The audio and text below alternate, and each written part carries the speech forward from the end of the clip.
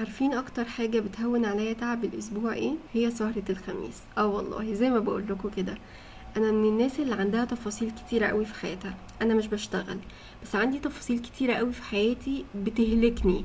انا من الناس اللي بحب كل حاجة تكون مظبوطة، وده فعلا بيتعبني نفسيا وجسديا. الحاجة اللي بتطبطب عليا اخر الاسبوع ان انا اعمل قعدة حلوة ايا كان مقدمة فيها ايه لنفسي ولاهل بيتي. لنفسي انا بقدم لنفسي لان انا بكافئ نفسي عن تعب الاسبوع، لان فعلا انا تعبت. وزي ما انا بحاول ان انا اساعدهم طول الاسبوع، ايه المشكلة ان انا اساعد نفسي يوم واحد في الاسبوع؟